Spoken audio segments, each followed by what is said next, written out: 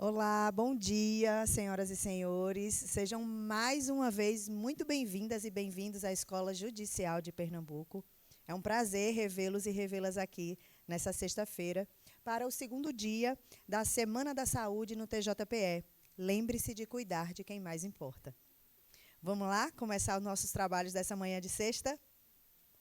A primeira palestra prevista para hoje tem como título Saúde Mental para Todos. Na verdade, não uma palestra. A nossa mesa redonda da manhã. O primeiro módulo tem esse título, Saúde Mental para Todos.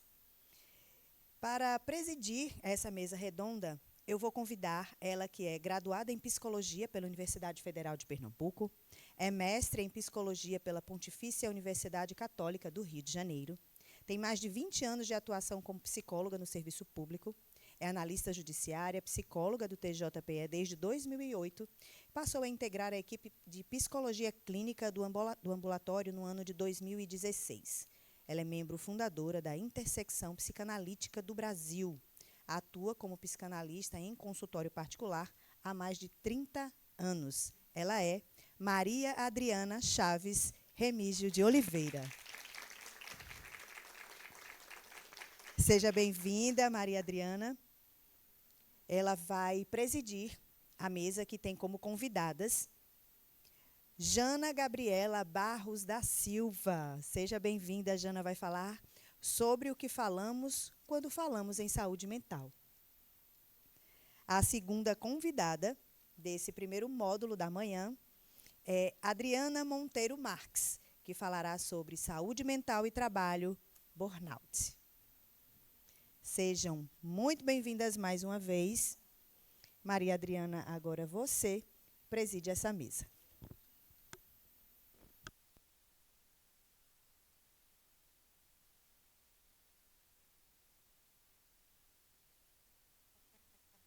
Não se preocupe, nem todo mundo é muito mesmo, não. Com muita alegria que nós, psicólogos e psicólogas do Centro de Saúde do Ambulatório, estamos aqui reunidos hoje com vocês para compartilhar, trazer para vocês ideias, questões sobre decorrentes da nossa experiência clínica, nossa experiência de trabalho, nossa experiência como servidor do Tribunal de Justiça de Pernambuco. Bem, mas, sobretudo, a gente quer poder trocar com cada um de vocês. Então, desejamos um dia de debates animados, calorosos, enfim, que a troca aconteça. Vou convidar, nesse momento, para a mesa intitulada Para que falar da saúde mental, a colega Jana Gabriela Barros. Jana é psicóloga clínica, graduada pela Universidade Federal da Paraíba, especialista e mestre em Direitos Humanos da Universidade Federal de Pernambuco e especialista em prática psicológica clínica na perspectiva fenomenológica existencial pela Unicap. Ingressou no Tribunal de Justiça de Pernambuco em 2009, onde atuou na coordenação do Centro de Acompanhamentos a Penas e Medidas Alternativas, até outubro de 2021. Atualmente integra a equipe de psicologia clínica da Gerência Multidisciplinar de Saúde e da Diretoria de Saúde do Tribunal de Justiça. Jana falará sobre o que falamos quando falamos em saúde mental. Agora eu chamo a colega Adriana Monteiro.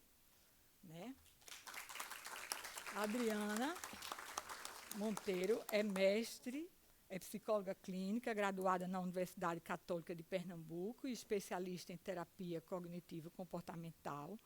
Há mais de 2 décadas dedica sua curiosidade e direciona seus estudos ao manejo do estresse e da ansiedade, tendo concluído especializações, um MBA e um mestrado com pesquisas nessa área. No TJPE, atua desde 2006 na promoção da saúde por meio de ações voltadas para o gerenciamento do estresse e da gestão emocional. Sente-se privilegiada e grata por ter encontrado na psicologia o caminho para realizar seu propósito de vida, ajudar pessoas. A Adriana vai falar sobre saúde mental e trabalho, burnout. Dou a palavra agora à colega Jana Gabriela. Bom dia. Em atenção, né, às políticas de inclusão aqui do tribunal, eu vou iniciar minha fala fazendo minha autodescrição. Ainda dá tempo, Adri. Para todos, esqueci. Bem, então, seguindo o protocolo de inclusão, minha autodescrição, né, eu sou branca, eu fiquei em dúvida se tão branca, mas, enfim, branca, de estatura média, magra, cabelo curto, castanho escuro, olhos da mesma cor, eu uso óculos marrons e estou vestida de calça e blusa azul marinho. Jana, continue. Pois bem, então, eu sou uma mulher, né, parda, me autodeclaro parda, 40 anos, tenho cabelos médios, né, cacheados, castanhos escuros, tais como os meus olhos também. Eu estou vestindo um conjunto de saia e blusa de base bege, com algumas flores vermelhas e detalhes verdes. E uso óculos, né, de armação em metal, também com detalhes em bege. E acessórios dourados. Pois bem, é com profundo, né, na verdade, profundo respeito e preocupação com o bem-estar de cada um, né, da gente aqui presente. Vocês estão me ouvindo bem? Tá. Que a gente se reúne hoje, né, para refletir sobre esse tema tão essencial.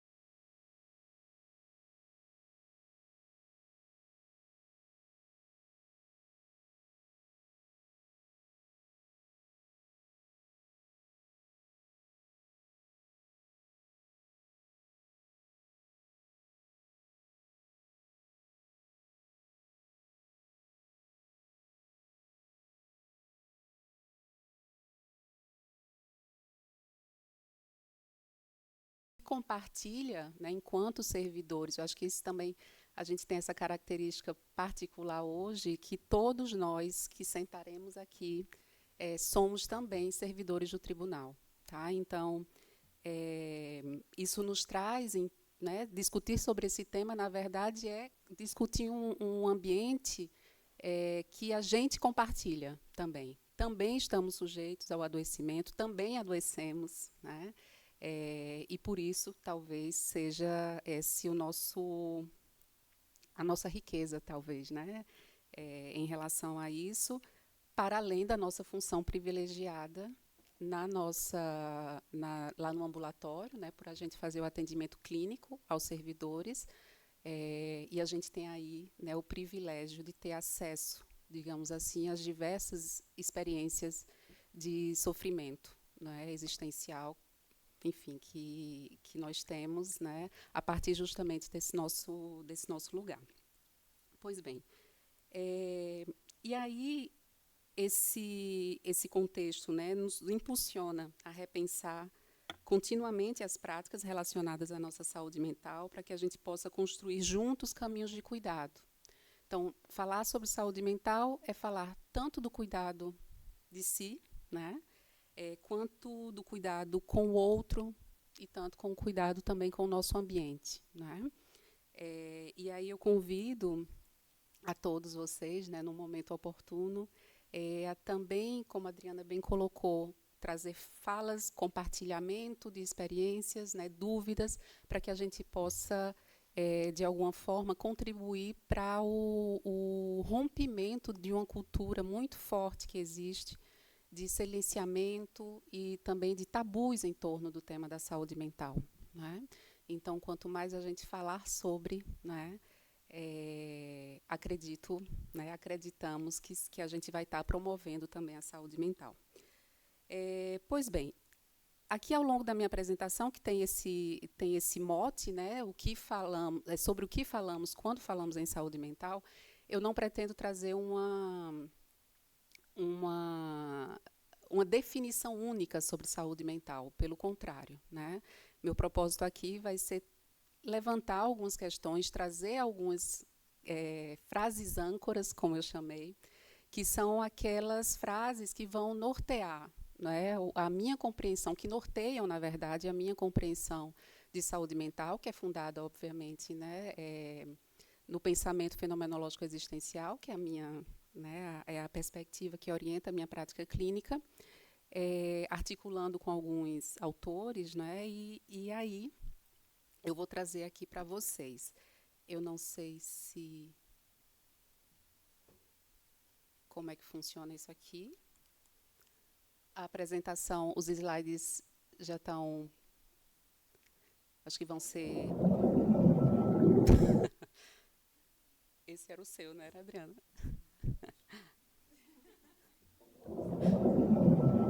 Tá, então eles fizeram uma mescla, tá, da minha apresentação com a apresentação de Adriana, mas... inovando, né, criatividade, enfim, faz parte também. Não. Só esse aqui passa. Ok. E aqui aponta. Tá, mas eu só vou precisar passar, então. Pronto, então, meus slides, né, aqui a minha apresentação sobre o que falamos quando falamos em saúde mental. E aí, como eu coloquei para vocês, né, a minha proposta é estar trazendo algumas frases, né, de referência para fomentar justamente essa nossa discussão. A primeira frase âncora, né, que eu trago para vocês é que saúde mental implica em sair do hermetismo, tá? E aí vocês podem estar se perguntando o que é que danado é hermetismo, mas vamos lá, né, conversar sobre isso. Quem nunca, né, na verdade, já se sentiu um alívio imenso em conversar com alguém, em compartilhar uma dificuldade, né, e não precisa nem ser com um psicólogo ou um profissional de saúde mental, mas muitas vezes com um amigo, né? Falar, a gente sente o quanto faz bem, né? Eu acho que a nossa experiência cotidiana já nos mostra isso, né? E aí esse termo hermetismo, ele é emprestado, né, de um autor, de um filósofo dinamarquês, né, Kierkegaard, né, eu acredito que alguns de vocês já ouviram falar, que ele vai trazer justamente esse hermetismo como um fechamento, né, um fechamento interno que impede o diálogo, a expressão, que vai alimentar, né, as angústias, o desespero. E nesse estado, né, é como se a gente construísse aí uma fortaleza, né, essa fortaleza interna que nos impede do contato com o mundo, com os outros, né, e que, embora essa fortaleza pareça um refúgio, né, ela só vai, com o tempo, acentuando o sentimento de solidão, de desespero, né. E aí eu acho que todo mundo, em algum momento, já passou por isso, por esse fechamento, mas aí pensem, por exemplo, num colega, né, de trabalho que, depois de uma grande decepção, né, começa a se afastar, recusa convites para sair para um happy hour, alguma coisa assim, não compartilha mais nada, né, com os colegas. Isso parece que ele está se protegendo, né, mas, no fundo, isso só vai, né, contribuindo para o afundamento nessa solidão. Ou naquela pessoa que passa por um divórcio difícil, né, por exemplo, que se fecha ali naquele mundo e a gente vê que algo está acontecendo, vê que algo está se passando, mas não consegue se aproximar, não consegue, né, se aproximar da experiência. Então, eu acho que isso, né, quando eu falo isso, todo mundo já se identifica, já consegue perceber, né, de que forma isso acontece. E o movimento oposto ao hermetismo é justamente a fala, o diálogo, né? Então, falar é muito mais do que soltar palavras nesse sentido, né? É um movimento existencial que rompe o isolamento e permite revelar o ser mais autêntico, tá? Então, um processo, por exemplo, de psicoterapia, independente da modalidade, né, ou da abordagem, ele tem esse importante, né, essa importante função que é justamente trazer de volta aquela pessoa que está num sofrimento, num fechamento, né, trazer de volta para o compartilhamento, né, e o diálogo com o outro. Pois bem, e aí eu trago a segunda âncora, que fala que a saúde mental é um processo dinâmico, relacional, de abertura e engajamento com as possibilidades existenciais, né?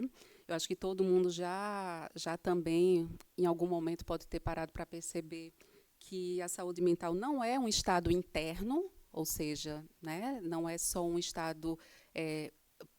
você não está sozinho, muitas vezes, assim, quando você está... Não existe possibilidade, muitas vezes, você está gozando de uma saúde mental se tudo ao seu redor, por exemplo, né, tá caindo, se as pessoas ao seu redor estão adoecidas, se você está em um ambiente que também não favorece, enfim, é muito difícil, né, a gente ter essa noção, construir essa noção de saúde mental, como se você estivesse isolado do mundo e das relações em que você vive. Tá? Então, ele é um processo vivo, dinâmico, profundamente relacional. E isso se dá pela nossa condição humana, na verdade, de sermos seres, né, intrinsecamente, originalmente, né, originariamente, seres com os outros. Então, a gente não tem como se desvincular das nossas relações. Então, por isso, né, eu trago aqui que a saúde mental também é um processo relacional. Então, ela pode ser entendida justamente como essa capacidade da gente se engajar nesse mundo que está aí compartilhado, e aí trazendo, né, dialogando também com essa noção do hermetismo que eu trouxe, de se manter aberto às experiências, aos afetos, aos desafios que vão surgindo na convivência com os outros e com as situações que a vida nos apresenta, né? É saber lidar com o que a vida traz, mudanças, perdas, limitações, e ainda assim, né, a gente se manter aberto para as novas possibilidades que surgem em cada situação como essa, né? A nossa existência, eu gostaria também de frisar aqui para vocês, que é fundada numa característica que é o do poder ser, ou seja, nós temos possibilidades que estão postas aí pelo mundo, né, colocadas no mundo, mas, obviamente, a gente não pode tudo, tá? Né? Dizer que a gente pode, que a gente é poder ser, não significa que a gente pode tudo de forma ilimitada. Nós temos aí também limitações, que são próprias desse caráter da facticidade, da concretude da nossa vida. Essas limitações podem vir da cultura, essas limitações podem vir da sociedade, do nosso próprio corpo, muitas vezes, né? E da nossa própria condição humana. E aí vocês podem se perguntar como é que isso se traduz no dia a dia. E aí eu vou trazer aqui um exemplo para vocês, de vocês imaginarem alguém que foi transferido, por exemplo, de setor. Eu estou trazendo muitos exemplos aqui da nossa experiência, que pode, sim, do ambiente de trabalho. E aí ele, de alguma forma, como isso acontece com muitas pessoas, infelizmente, acorda um belo dia, seu nome está no diário oficial com a mudança de lotação de um setor que você não pediu. Né? E que a gente sabe que isso já aconteceu, né? E acontece. E aí? Né? No início, obviamente, isso, né, provoca um desalojamento, é estranho, desconfortável, mas, né, diante de uma possibilidade de construção de vínculo, de trocas de experiência, essa pessoa pode começar a desenvolver ou dar sentidos outros a essa mudança, né? Então, a saúde mental, ela é ação, tá? Não é de forma alguma estado passivo. É justamente essa nossa capacidade de se abrir para o novo e construir sentidos, né, junto aos outros com quem a gente está. Isso acontece, por exemplo, quando quem nunca, né, também já ouviu falar de histórias em que a gente tem, por exemplo, um colega que sofreu um grave acidente de trabalho, né, e que passou a ter limitações no próprio corpo decorrência, né, desse acidente, e que consegue encontrar outros sentidos, né, consegue transformar aquela experiência em algo que transcender, inclusive, as próprias limitações. Isso é saúde mental também, né? E aí minha figura está cobrindo, né, minha pessoa está cobrindo a quarta âncora, que é justamente que saúde mental se relaciona com a capacidade de integrar as dimensões existenciais fundamentais. E aqui eu falo, e é bem engraçado que muitas vezes a gente fala, eu estou com uma crise existencial, eu estou com, né, tem questões existenciais que são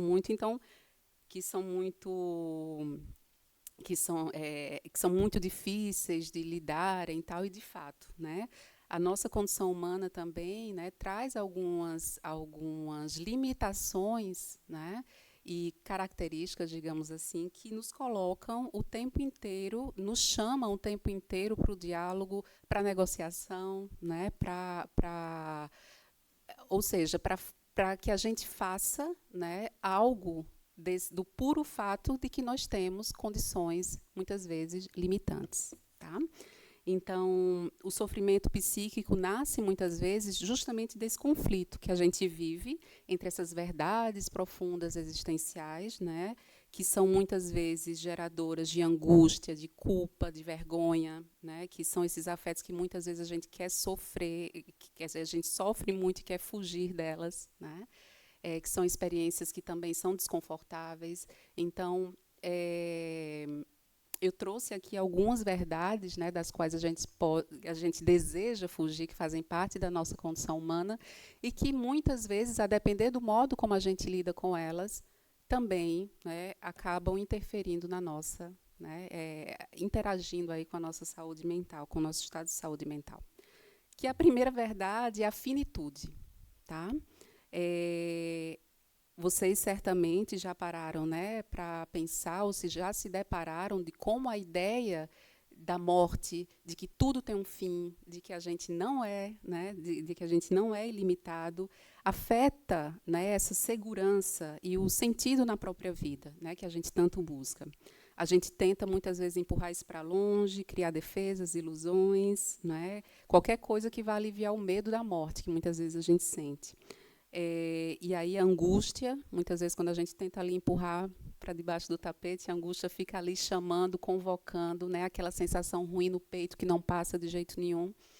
E aí, por exemplo, o exemplo que eu trago aqui é a gente pensar, né, numa pessoa que recebe, por exemplo, um diagnóstico, né, um diagnóstico de uma doença, digamos assim, terminal, ou se não, uma pessoa que está trazendo aqui Solange, né, uma pessoa que está prestes a se aposentar após vários e vários anos, né, de trabalho, como é que cada um, né, lida justamente com essa condição da finitude, né, de que tudo acaba, de que tudo tem, né, esse caráter de transitoriedade da nossa vida. Outra verdade é a questão da liberdade e da responsabilidade, né, que é um peso que muitas vezes a gente tem dificuldade de carregar. Ser livre nesse sentido, né, estar diante de escolhas sem manual de instrução, sem garantia, e muitas vezes isso, né, também nos coloca numa condição de insegurança, de instabilidade. E aí negar essa liberdade é negar também a responsabilidade que vem junto, né? Então, eu acho que todos nós já nos deparamos com alguém na nossa convivência, aquela pessoa que nunca assume a sua parte de responsabilidade. A culpa é do sistema, a culpa são os outros, né? A culpa são das circunstâncias, e nunca reconhece a sua parte, né, de responsabilidade no modo como encaminha a sua própria vida. Então, por mais difícil que seja muitas vezes, né, e muitas vezes um processo terapêutico passa por isso também, né, da gente se apropriar justamente dessa parte, né, dessa condição de que somos livres e responsáveis, né, pelo modo como a gente encaminha a nossa vida. O outro ponto é aquele vazio que muitas vezes a gente sente, né, que é próprio de uma condição também que a gente chama de indeterminação, ou seja, a gente não tem, a vida não vem com um sentido pronto, a gente tem que fazer algo a cada dia, a cada vez, né? Isso cansa pra caramba, né? A gente tem que estar continuamente dando sentido, dando movimento à nossa vida. Cansa, mas também é algo que a gente não pode, né, escapar, por mais que a gente tente.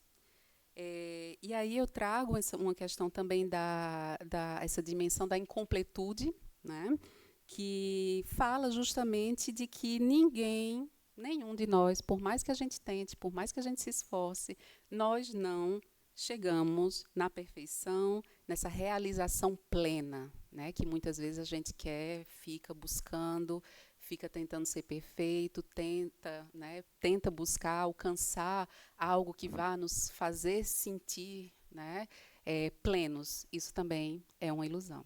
Tá? E aí essa imperfeição, essa incompletude fazem parte também da nossa condição humana.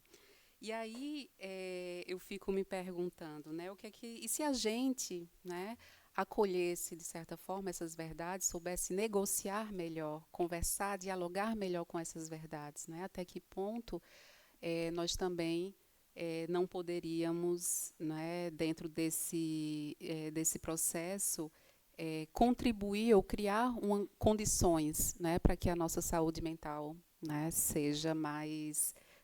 eu vou usar esse termo aqui, mas nem sei se é mais adequado, mas mais robusta, mais forte, digamos assim, para que a gente possa justamente não desmoronar, ou de que o contato com essas verdades não nos paralise, né? Que eu acho que essa é a grande questão. E aí, vou seguindo, e aí eu acho que essa minha próxima âncora tem muito a dizer justamente sobre o ambiente do tribunal, por exemplo, enquanto uma instituição, tá? Mas não é só instituição, mas, né, já que nós estamos em uma delas, que fala que a saúde mental passa também pela capacidade de cultivar e acessar um ambiente facilitador, tá? Então, aqui vocês, né, também podem estar se perguntando o que é que danado é ambiente facilitador, mas é justamente um ambiente que possa favorecer uma expressão mais autêntica, sem máscaras, sem medo, né?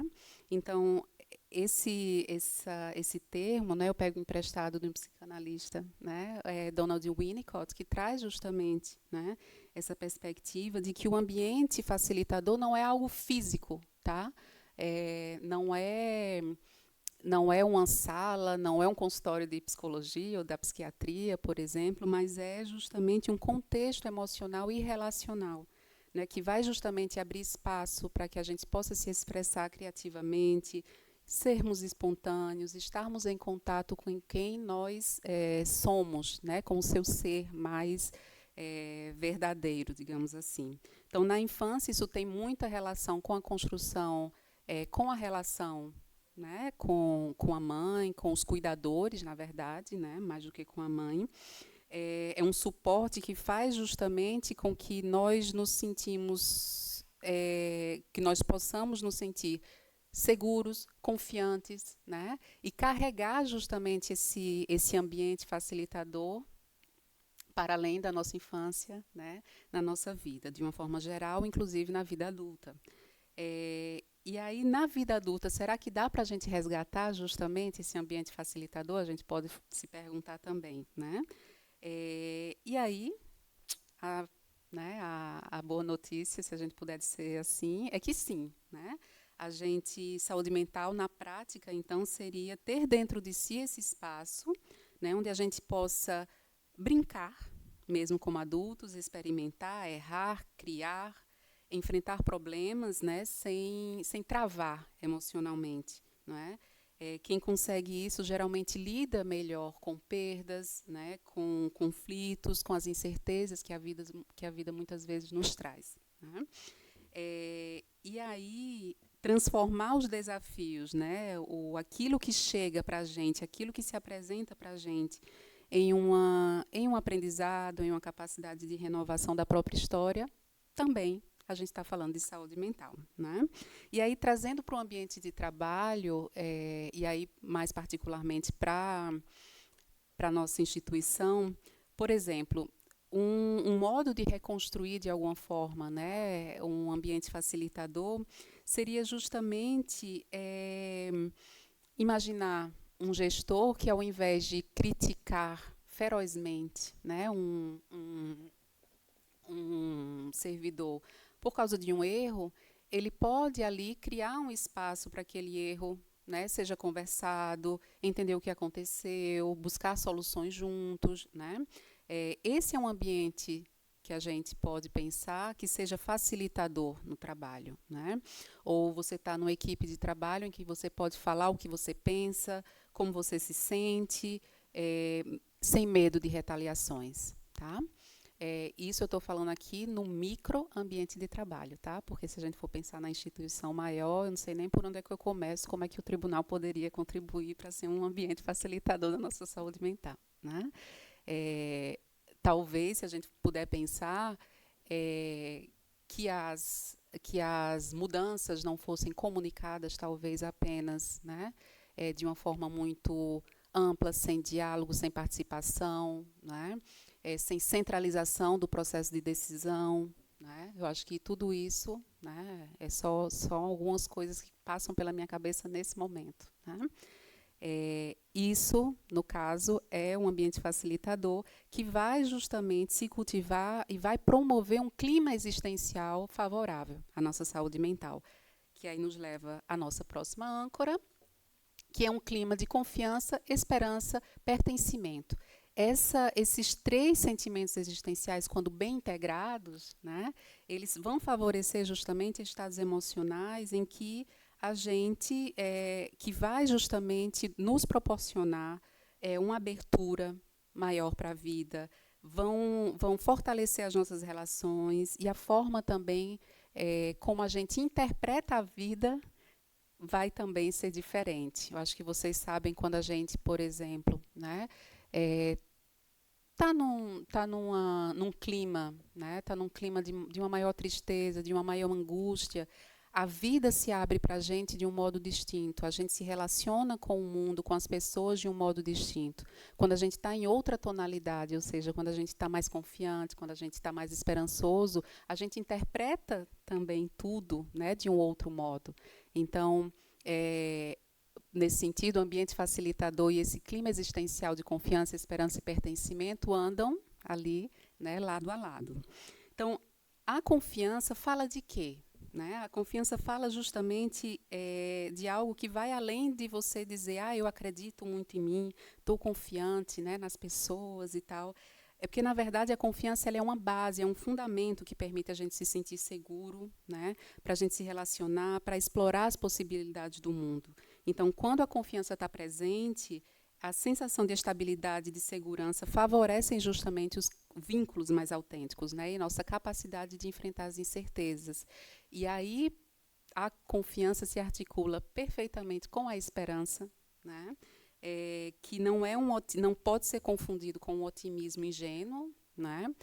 Não se trata aqui de nos tornarmos polianas. Eu não sei se todo mundo entende a referência, porque, né, os mais jovens talvez não entendam a referência da poliana, mas Não se trata justamente da gente se tornar, né, uma poliana, ou ter aquele otimismo ingênuo, né, mas é uma atitude que vai orientada para o futuro, né, e o futuro ele vai aparecer justamente como um campo de possibilidades, onde a transformação é viável, né? Então, quando a gente está desesperançoso, a gente vê ali o nosso horizonte, né, o nosso futuro muito encurtado, muito negativo, né? E isso, obviamente, abala, né, também a nossa saúde mental. Por exemplo, né, por isso que quando uma equipe, por exemplo, enfrenta processos de reestruturação organizacional, ou quando, de repente, não é aquilo que você estava organizadinho, tudo muda de uma vez, né? Aqueles, infelizmente, né, que conseguem sustentar uma esperança, digamos assim, conseguem enxergar, né, tem um horizonte ali bem mais amplo, mais ampliado, né, em termos de possibilidades, sem essa sensação de estagnação e de derrota que muitas vezes enfim, nos abate. E aí, por fim, a questão do pertencimento, ele vai justamente incorporar essa dimensão relacional. Vai se manifestar na percepção de que nós somos parte de grupos, de comunidades, de contextos com os quais a gente compartilha, né, nossos valores, os significados, e essa conexão vai fortalecer, né, nossa identidade, serve de suporte emocional, reduz o isolamento e promove justamente a validação das nossas experiências, né? Então, quando esses sentimentos estão em equilíbrio, confiança, esperança, pertencimento, a gente vive um mundo como um espaço mais acolhedor, mais rico, né? Rico em sentidos e que, obviamente, vai contribuir para a nossa saúde mental também, né? Então, porque a falta de confiança dificulta nossos vínculos, né, dificulta os vínculos mais significativos, a falta de esperança reduz a nossa motivação para enfrentar os desafios diários e a falta de pertencimento pode levar justamente à solidão e à desconexão. Tá? Tá terminando, tá, minha gente? Então, a saúde mental... a próxima âncora, na verdade, é a penúltima âncora, né, que poderia, inclusive, ser a primeira, de tão importante que ela é, que fala justamente que a saúde mental não é apenas ausência de sintomas ou psicopatologias. E aí eu repito, né, aqui para vocês, saúde mental não é apenas ausência de sintomas ou psicopatologias ou diagnósticos, enfim. Porque se fosse assim, bastaria a gente ter um examezinho clínico, né, enfim, e que garantiria que está tudo bem. Você pode estar com suas taxas todas em ordem, digamos assim, você pode fazer exames, e tá ali como se tivesse tudo certo, né, mas mesmo assim está em sofrimento, né? Então, a saúde mental é algo muito mais sutil, né? Quase invisível muitas vezes, que é aí que é algo que vai sustentar o nosso bem-estar, é que a saúde mental ela é silenciosa muitas vezes, né? A gente só percebe que está em sofrimento quando, né? Quando justamente aquele fundo musical, quando a vida para, quando trava, só quando a gente sofre que a gente percebe que a gente está fragilizado. Porque no dia a dia, gozar de saúde mental, digamos assim, é justamente nem perceber, ou nem se dar conta de que isso é uma questão. Isso é a fluidez da vida, né? Digamos assim. Gadamer fala, né, que a saúde é o ritmo da vida, um processo contínuo, no equilíbrio sempre, né, no qual o equilíbrio sempre volta a se estabilizar. E aí, por isso, eu repito, né, saúde mental não é não sofrer também. Eu acho que eu gostaria que vocês tivessem muito claros. Não se trata em não sofrer. Sofrimento faz parte da vida, né? É justamente o não aprisionamento, né? Eu acho que a questão do aprisionamento no sofrimento é que seria uma das chaves, né, para a saúde mental. é justamente você conseguir construir uma narrativa que dê sentido ao que acontece, integrar o seu passado, seu presente, seu futuro, pensar muitas vezes na transcendência de algo que transcende, se ver também como algo, como parte de algo maior do que você mesmo, muitas vezes, né? Resgatar esse sentido, inclusive, de comunidade, né? Tudo isso, né, também a gente está falando de saúde mental. Pois bem, por último, a nossa última, né, a última âncora que eu trouxe para vocês fala justamente de que saúde mental é fruto de um cuidado que se estende para além dos consultórios. Na quarta-feira, e aí eu acho que foi muito... por isso que casa tudo muito bem, né? O quanto, por exemplo, Débora trouxe, né, a questão do exercício físico, da atividade física como um modo também, né, como algo que gera bem-estar, que está além do consultório, está além, né, do consultório também desse modelo tradicional, muitas vezes, né, de que a saúde mental você vai encontrar numa consulta com um psiquiatra ou numa consulta simplesmente, unicamente, né, com um profissional da saúde, por exemplo, né? Saúde mental é muito mais do que isso, está muito além, né, desses cuidados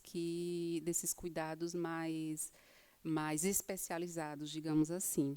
E aí eu trago, né, a noção de um cuidado escalonado em saúde mental, né, que nos convida a repensar justamente que o bem-estar existencial ele se dá em várias dimensões, né?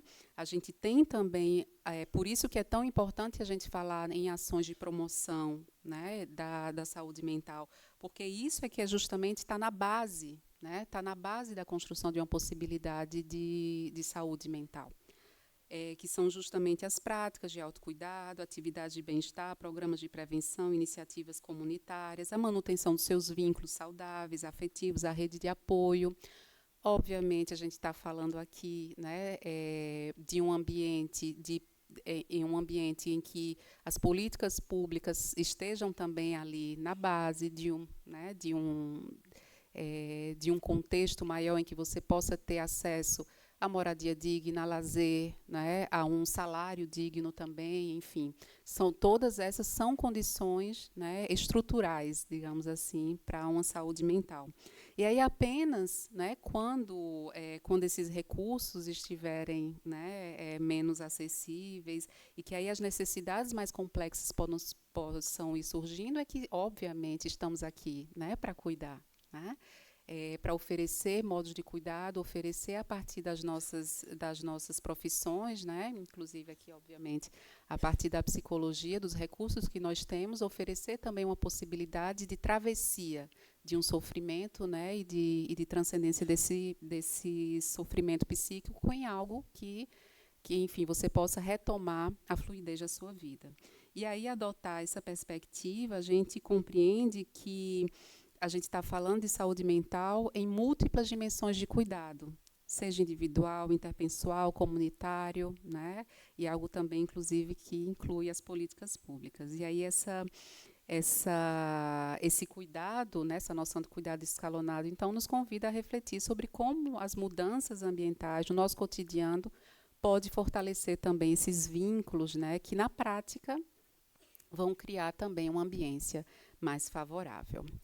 E aí, concluindo, agora concluindo mesmo, tá? É nesse movimento, né, incessante de cuidado de si, do outro, que a gente vai encontrar justamente o verdadeiro significado da saúde mental, não como um ideal abstrato, né? Eu acho que eu gostaria muito que vocês saíssem daqui também com essa noção de que saúde mental é prática diária, tá? Não é algo que está distante da gente, não é algo que está fora, não é um destino, né, mas é um percurso, né? Todo o percurso de cuidado, né, vai contribuindo para a nossa saúde mental. Então, e aí eu peço, né, também, se vocês chegaram até aqui ao longo desses, eu nem sei quantos minutos, enfim, acho que meia hora, não sei, enfim, Eu convido, né, que cada um de vocês que de alguma forma se sentiram tocados, não deixem essa conversa ficar aqui nessas, eu não vou nem dizer também 4 paredes, porque o formato desse auditório não tem só 4 paredes, né? Mas que não deixe essa conversa ficar apenas aqui, né? Lembrem que justamente saúde mental é prática diária, é relação, né? Então, cuide-se, né? Cuide dos outros, cuide dos seus, né? Do seu ambiente, permita-se cuidar, pedir ajuda, né? Abrir espaço para o diálogo, ser suporte para alguém. Lembre-se de que ninguém precisa passar por tudo sozinho, né? Lembrem-se do hermetismo lá que eu falei, né? Ninguém precisa passar por tudo sozinho. E se em algum momento você sentir que está difícil demais, lembre-se também que há caminhos, há pessoas, há possibilidades, tá? E eu gostaria também de finalizar a minha fala dedicando a Melina Lima, né, que esteve comigo durante todo o planejamento dessa palestra, né, e que, enfim, gostaria de dizer que a presença dela ainda está bem forte em mim, né? Eu sei que também cada um que de alguma forma foi tocado pela amorosidade dela. Então, muito obrigada pela atenção, né? E sigamos conversando, então.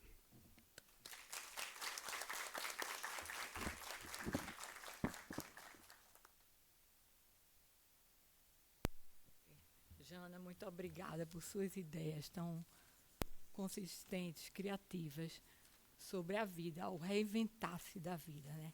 A vida que é da gente, eu me lembrei agora de Guimarães Rosa, sempre coragem, e nos instiga a sempre poder se reinventar. Passo agora a palavra à colega Adriana Monteiro, com o trabalho Saúde Mental e Trabalho Burnout.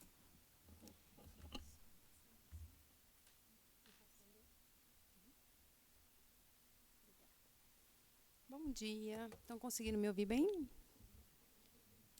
Eu queria iniciar com um protocolo, né? Eu sou uma mulher de 1,60 m, com cabelos pretos, olhos pretos, cabelos nos ombros. Estou trajando um macacão caqui e um casaco, um cardigan preto. Acho interessante, antes de iniciar minha fala, parabenizar. Não dá, não para ouvir? Baixar. É porque eu sou de 1,60 m, né? Estava para 1,70 m, vamos lá. Destacando a importância desse momento aqui, de a gente conseguir parar, né? Então, assim, vocês poderiam estar em qualquer outro lugar, estão privilegiando investir em vocês, porque sim, é um investimento.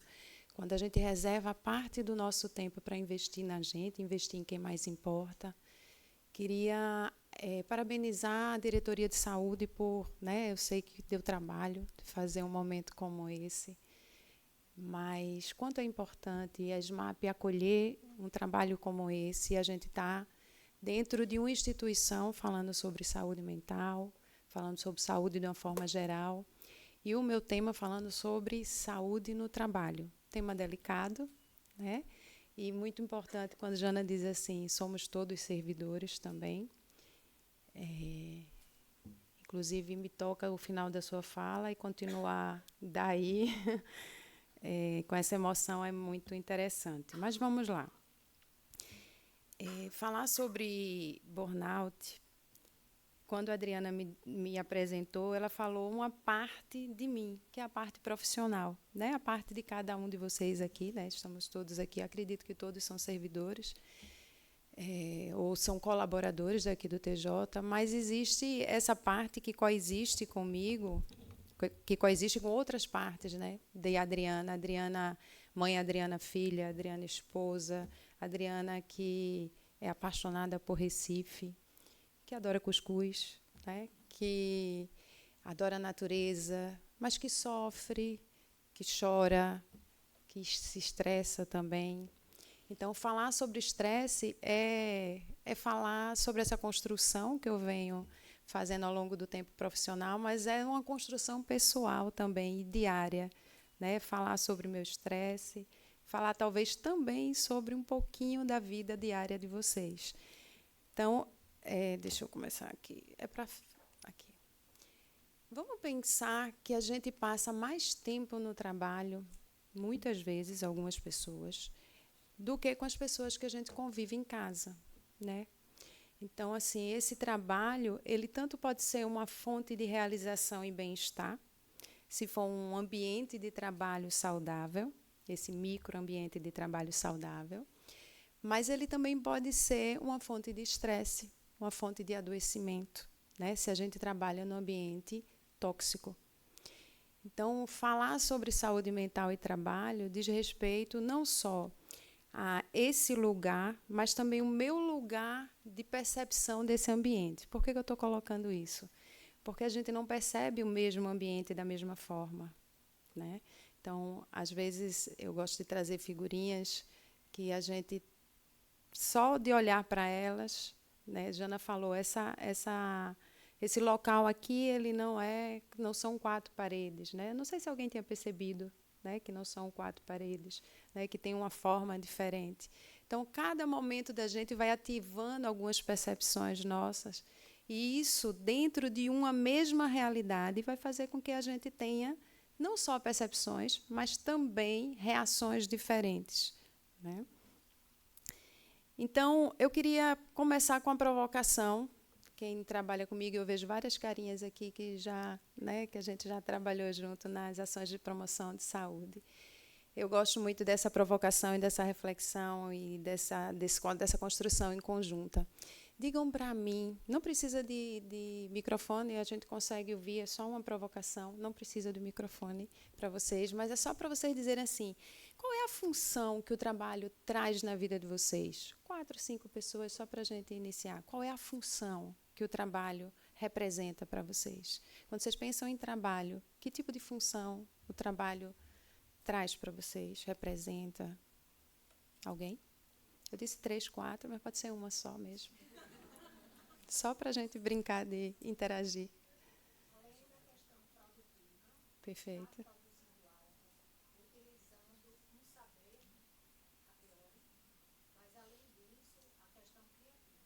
Ok. Criatividade, produção, um legado, né, que a gente deixa. Ótimo. Mais alguém? Sustento.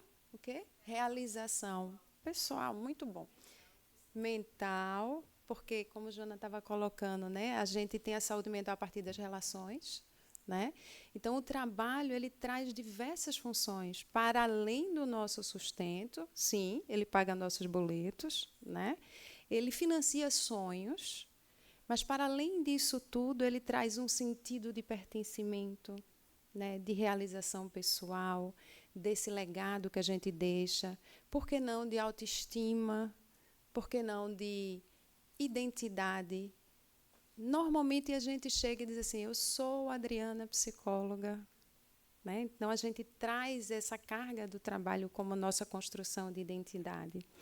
E aí Pedro gosta muito de poesias, eu gosto muito de música, né? Quem faz parte dos trabalhos, por exemplo, do Momento Legal, de vez em quando eu gosto de trazer um recorte, eu vou pedir licença ao Gonzaguinha, porque eu recortei mesmo, intencionalmente, a música dele, para a gente lembrar que sem o trabalho o homem não tem honra, não tem... Ih, fico ali, mas tudo bem, se morre, se mata, essa eu sei decorada.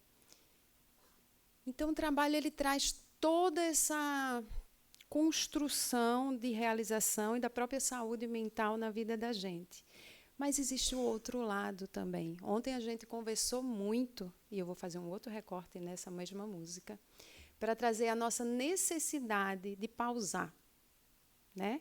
A gente viu a importância do descanso, a gente viu a importância do sono, a gente viu a importância do movimento produtivo, né, Débora? A gente vê essa necessidade de prevenir, de trazer momentos em que a gente possa se tornar refeito. Eu gosto muito de dizer que a gente nasce com uma maleta. A gente sai da maternidade com a maletinha de roupas, isso aí, ok. Mas a gente sai com duas coisas invisíveis de lá também. Um é uma maletinha de vulnerabilidade genética, que dependendo de como a gente vai lidar com a vida, a gente vai abrir ela e desenvolver as sementes que tem aí, né? Ou não. E a outra é um balde, né? Um baldezinho que a gente vai colocando aí as nossas demandas diárias. Só que tem pessoas que passam a vida inteira e não descobrem que nesse balde tinham algumas rolhas, né? Rolhas, eu também adoro analogia, tá, gente? Então, quem não gosta, vou ouvir algumas aqui. Paciência é minha forma de aprendizagem. Eu não sei se vem da minha de anos de psicologia escolar, né? A gente falando com criança, mas para mim esse aprendizado é um aprendizado que me retém informação. Então, esse balde, essas rolhas, na ciência a gente chama de coping, estratégias de enfrentamento. Então, nesse momento é sobre isso que eu estou falando, é sobre as rolhas, né? Sobre esvaziar esse balde sem ele precisar transbordar.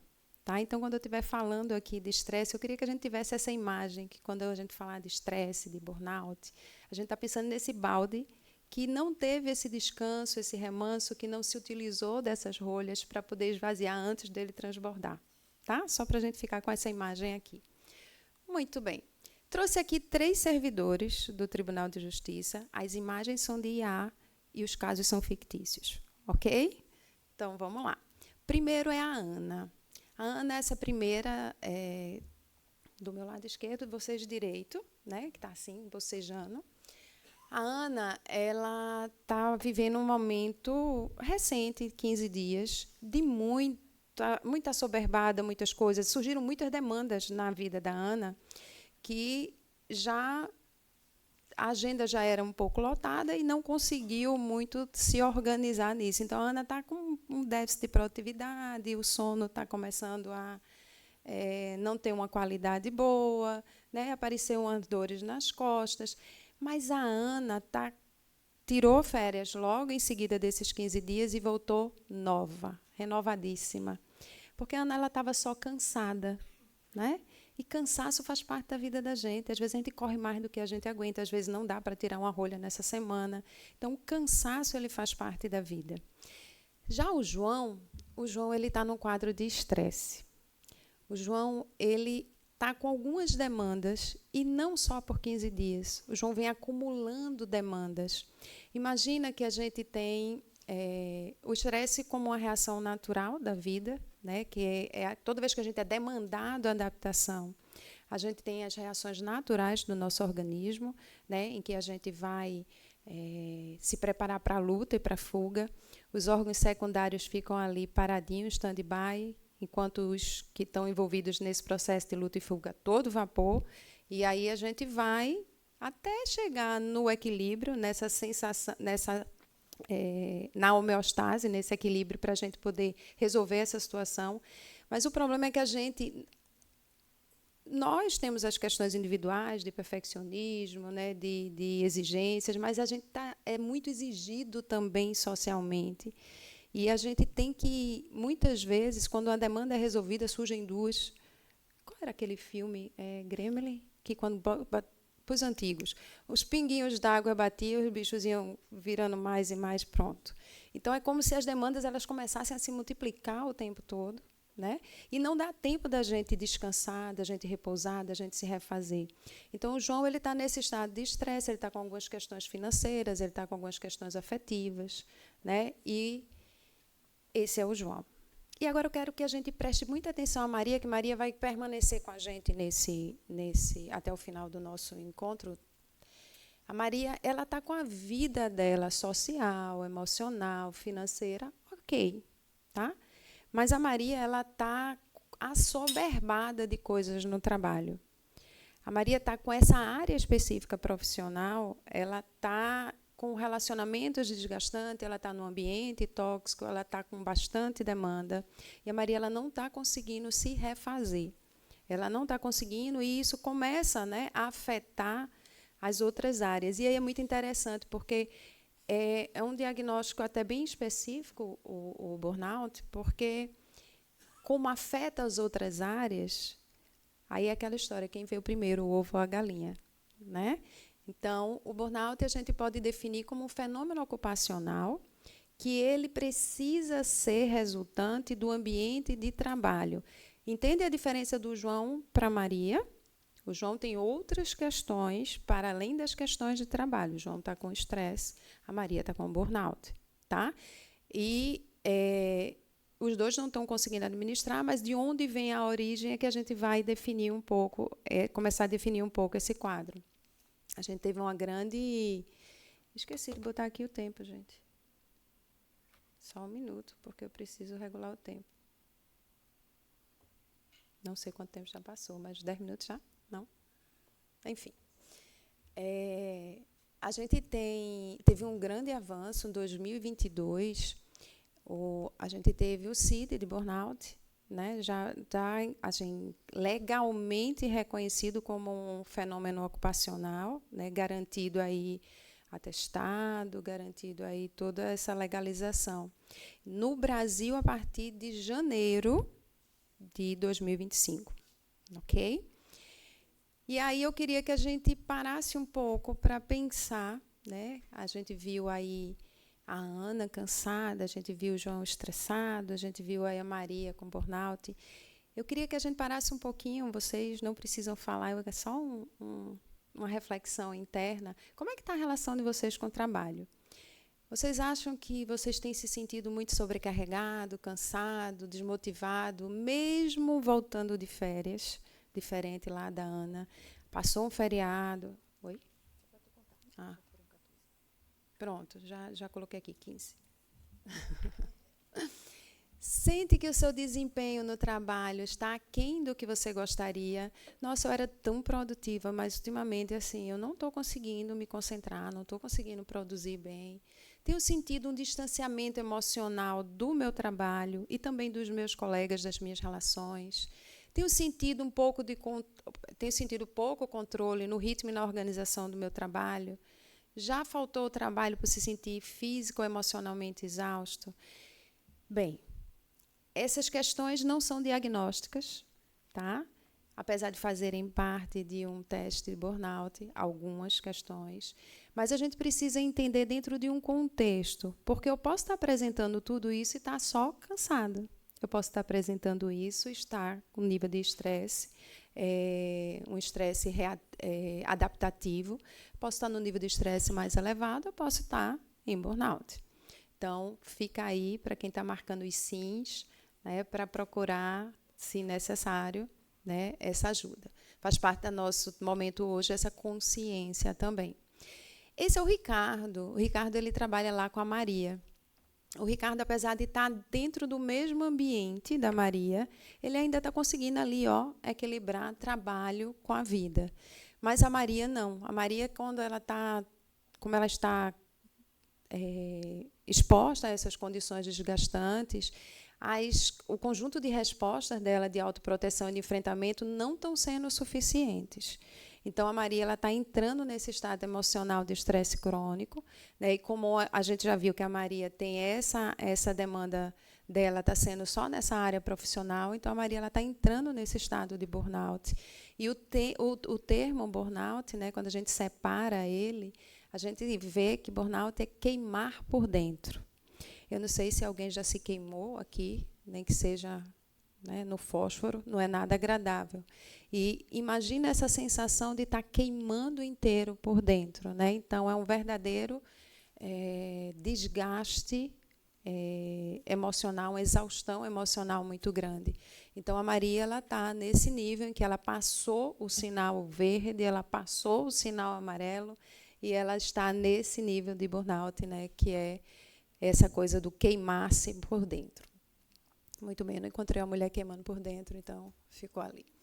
A Marilda Lippe, que é uma das referências em estresse, ela diz a gente que o seguinte, veja, a Maria, né, trazendo essa frase da Marilda Lippe, a Maria, quando chega no sábado, a Maria já está pensando na segunda-feira. Sábado à noite, a Maria já começa, nossa, já está chegando a segunda-feira. Veja que o sábado é o momento da Maria descansar, né, dela se refazer. Mas sair de casa para Maria na segunda está sendo um sacrifício tão grande que ela já queima o sábado e domingo pensando nessa exaustão desde a segunda-feira, ou desde o sábado à noite. Então, é um sacrifício, ela desconfia que o que ela está fazendo não tem muita importância e que todo investimento que ela está é uma satisfação que não está sendo proporcional a isso. E quando a Marilda Lippe fala nisso, ela fala por quê? Porque quando a gente fala em burnout, para a gente fechar esse diagnóstico inicial, ele precisa ser, primeiro a gente falou, no ambiente de trabalho. Okay? E segundo, ter a exaustão emocional, o distanciamento mental ou despersonalização, também é utilizado esse termo, e a redução da eficácia. Então, o que a gente está dizendo? Que a pessoa ela precisa estar com um cansaço extremo, né, um esgotamento de energia muito grande, esses sentimentos de desesperança, sentimentos negativos em relação ao trabalho. A pessoa fica até um pouco passiva-agressiva, cínica, né, debochada em relação ao trabalho, aos amigos, mais impaciente, desinteressada, né, com desapego, não tem mais importância, inclusive, o que ela faz. E a redução, sim, na eficácia. A sensação de ineficácia e incompetência, e, às vezes, interessante, às vezes a pessoa está até entregando resultados, mas ela começa a se sentir cada vez mais incompetente, insuficiente, e a baixa produtividade, que aí começa realmente a aparecer esses resultados. E a Maria ela começa a ter sintomas. Esses sintomas da Maria começam inicialmente até por um estado de alerta, que eu gosto de dizer também que a gente adoece para não morrer, né? Faz sentido para mim, porque os sintomas eles aparecem para a gente tomar conta, para a gente dar aquele freio de arrumação, para a gente dizer assim, olha, tem alguma coisa que não está legal. Se a gente não para, se a gente não tem sintomas, imagina, você com enxaqueca. Quem consegue produzir com enxaqueca? Aquela enxaqueca braba que a gente não aguenta nem ver luz. Então, a forma do corpo dizer, para um pouco. Né? Uma depressão. Né? Acaba sendo funcional, entre aspas, né? Para que a gente diga assim, ó, você não viu o sinal verde, você não viu o sinal amarelo, você precisa parar. Então, a gente começa com alguns sintomas. E a Maria, né, ela começa a sentir dores de cabeça, mas a Maria tem uma farmacinha dentro de casa, então a Maria ela começa a tomar remédio para passar dor de cabeça. Né? Ela começa a ter dores no corpo e ela toma um Miozan. Miozan não, porque Miozan dá sono, ela não pode dormir.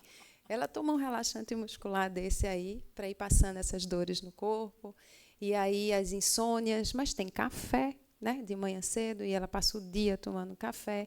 E, ao invés dela ouvir esses sinais, porque todo sintoma traz uma mensagem para a gente precisa entender qual é essa mensagem. Então, se a gente não escuta essa mensagem, a gente vai passando por cima, né, tomando remédio. E aí, ao invés de a gente resolver no início o nosso problema, a gente vai criando outros problemas. Então, problemas gastrointestinais. Lembram que eu falei que os órgãos secundários eles ficam em stand-by? Né? A gente precisa mandar toda a nossa energia para o pulmão, para o coração, para a musculatura. Então, aí a gente começa uma prisão de ventre, a gente começa aí uma diarreia, a gente começa uma gastrite, mas tudo vai tendo remédio e a gente vai tomando e continuando, acelerando, né, cada vez mais forte. Então, o cansaço extremo, essa exaustão, essa perda de motivação, pode vir uma ansiedade, uma depressão reativa, né, a essa falta de respeito a esses sinais. E as coisas vão só agravando. Né? Interessantíssimo. Eu até anotei a expressão, mas agora não vi que Jana falou, mas essa questão da gente poder se cuidar, quando a gente pensa nessa balança de equilíbrio, né, entre essa vida pessoal, aquelas rolhas que eu falei no início, são as primeiras que a gente parece que não percebe mais. Então, se eu tiver que tirar alguma coisa da minha vida, eu hoje não vou para o Pilates, amanhã eu não vou para o exercício físico, eu não vou sair com meus amigos. Então, a gente começa a tirar exatamente aquilo que vai recarregar a nossa energia. E, ao invés de a gente recarregar a nossa bateria, a gente vai gastando ela, porque, além de gastar de um lado, a gente não repõe do outro. Então, quando a Raquel, eu acho, né, que falou sobre o sono, A Raquel falou assim, às vezes a pessoa acha que produzir é não dormir, passar o máximo de tempo estudando, trabalhando, mas se a gente não equilibra, essa conta ela não fecha. Né? Então, a gente precisa entender que cada sintoma que vem com a mensagem. A gente só precisa parar 2 segundos e abrir aí para entender o que está escrito. Ok? Oi? Desliguei? Que susto. Tá. Infelizmente, esse caso não é um caso só da Maria. Né? Somos todas Maria, talvez, em alguns momentos, quem sabe. Pesquisa de 2023 colabora com esses dados da ISMA, né? Ana Maria Rossi é uma outra referência em estresse, e essa pesquisa é de 2018, que fala que 32% das pessoas estão em estado de burnout. Em 2023 foi comprovado com 30%. Tá?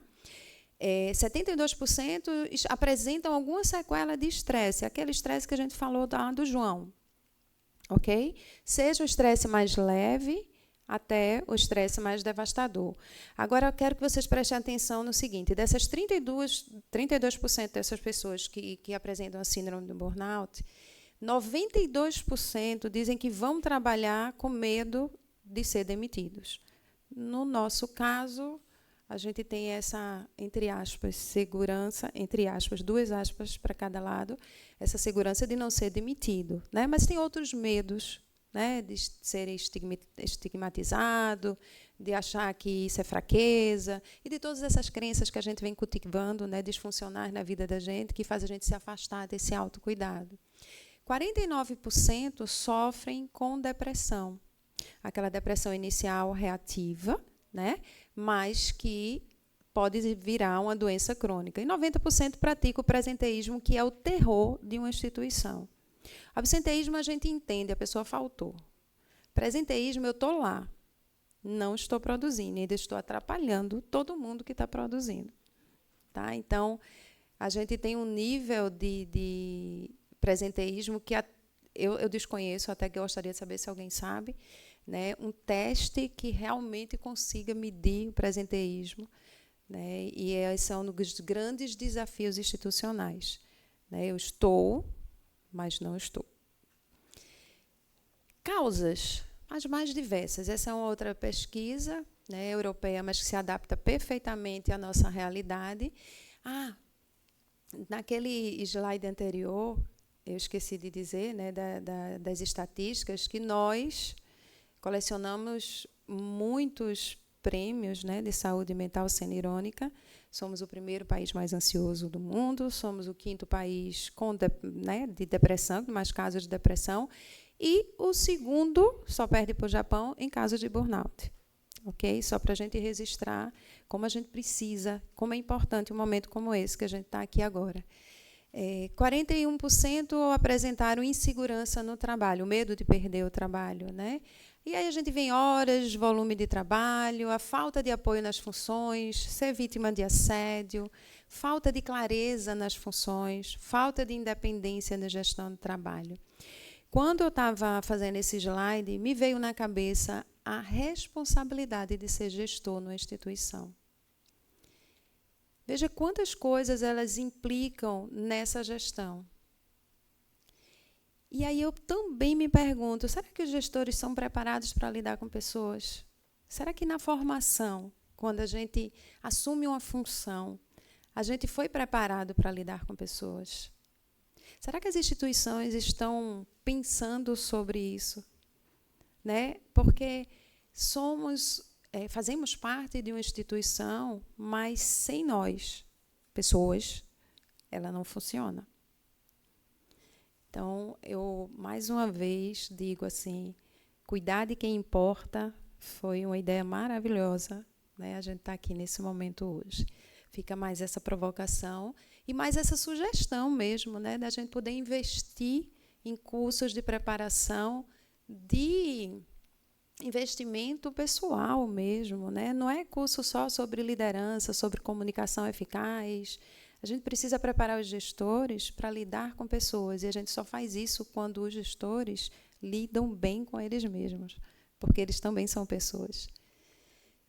E a gente vai para prevenção e tratamento, né? Tinham várias coisas para colocar, mas eu queria que a gente pensasse que as estratégias, elas são um conjunto, né? Porque são estratégias pessoais, mas são estratégias também organizacionais. A gente falou que um ambiente tóxico, ele é adoecedor. E quando a gente pensa numa pessoa adoecida dentro de uma instituição, a gente começa adoecendo as pessoas em volta. Ok? Porque mesmo que eu esteja de licença, vai sobrecarregar aqueles colegas. Né? E quando um micro-organismo ali daquela instituição está adoecido, e vários micro-organismos ali estão adoecidos, a gente começa a adoecer a instituição. E esse impacto, ele é no que é mais importante para a nossa instituição, e agora eu falo daqui, que é a entrega de resultados e metas, mas, ao mesmo tempo, entregar um bom serviço para a sociedade. E isso não é possível sem cuidar das pessoas. Então, essa é a parte da organização. Vou começar por ela, já que eu comecei falando sobre isso. Algumas estratégias, programas de bem-estar e saúde. Nós temos o nosso programa de promoção de saúde, né? O Odonto Legal também traz, mas como a gente está aqui falando de saúde mental, eu trabalho nas ações de gerenciamento de estresse. A gente tem todas terças e quintas um momento legal. Né? Tem algumas pessoas aqui que fizeram um grupo de gerenciamento de estresse que tinha um tempão que eu não via, né? E que talvez nem sabiam o que estava acontecendo, que desde a pandemia a gente transformou essas ações que eram presenciais em online. Então, no finalzinho, eu vou deixar lá o QR Code para quem quiser. Qual é a ideia desse projeto? É a gente enriquecer, né? Ou aprender a utilizar, ou até construir novas ferramentas para a gente lidar com essas demandas do dia a dia. Né? Identificar novas rolhas que a gente não sabia que existiam, ou aprender a fazer outros buraquinhos ali naquele balde. Então, a gente tem estratégias de enfrentamento, porque muitas dessas reações da gente passam também pela minha forma de interpretar. Eu tenho um mantra de vida, né, que é a minha frase tatuada nas minhas costas, está aqui no meu celular, é para eu não esquecer dela mesmo. Diante do imutável mudo eu. Então, eu acredito que tem algumas coisas na vida que elas não vão ser mudadas, tá? Mas se eu não mudar diante delas, ou pelo menos por enquanto, não estou dizendo para a gente desistir das coisas, não. Mas tem coisas que, naquele momento, com as condições que eu tenho, com as condições que estão existindo, elas não vão ser mudadas. Mas eu posso mudar diante delas, seja a minha percepção, minha forma de reação, para eu não enlouquecer, para eu não adoecer, para eu não chegar a morrer mesmo. Né? Então, a gente precisa, né, trazer essas... Eu estou olhando para a hora e já... Não estou na hora, né? Tem 10 minutos, mas é o que eu preciso. Vamos embora. Puder, bate isso? O meu relógio só tem 17. Eu não tinha 40 minutos para falar? Não? Então, vamos correr. Tudo bem. Sem estresse. Vamos lá. Formação... Tá. Então, esse programa de bem-estar, né, o reconhecimento de esforços, e esse reconhecimento de esforços, né, tem empresas que fazem um dia de folga, que fazem prêmios, mas pode ser só um feedback construtivo, né, de dizer assim, olha, poxa, que massa teu trabalho, sabe? Isso impacta na vida de tanta gente, enfim. Formação de líderes, né, como eu já falei, programas de combate ao assédio. E aí, prevenção e tratamento de estratégias pessoais. O autocuidado, que a gente já falou tanto aqui, descanso, alimentação, exercício físico, momentos de lazer, técnicas de relaxamento. Tem a gestão de tempo, né, porque a gente está até trabalhando, então, entender as minhas prioridades, os limites, colocar esses limites em mim e no outro, né, aprender a dizer esse não, delegar tarefas, dividir trabalho e buscar ajuda, seja com colegas de trabalho, com mentoria, apoio profissional, sim, buscar um psicólogo, um psiquiatra, tá tranquilo? Ótimo. Tá tranquilo, gente. Porque meu tempo aqui está marcando 19, com mais 10. Vamos lá. Já que a gente está tranquila, eu trouxe 2 estratégias para a gestão de tempo. Eu gosto muito que a gente saia com alguma ferramenta daqui. A primeira ferramenta é a ideia da gente entender. Gente, a gente só muda o que a gente tem consciência. É uma coisa que eu acredito.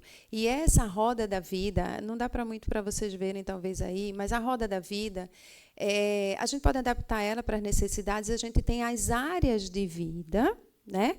E a gente vai avaliar o quanto eu estou investindo de energia e de tempo. Se vocês colocarem roda da vida na internet, vocês têm ela em PDF para imprimir tranquilo, tá? Então, o que provavelmente está acontecendo com a Maria, aquela área verde que é da área profissional, Maria está 10. Está tirando 10 em tudo, mas não está sobrando energia nem tempo para ela investir nas outras áreas. E isso aí é onde a gente começa a adoecer. Então, essa é uma ferramenta que ajuda a gente a entender como eu estou.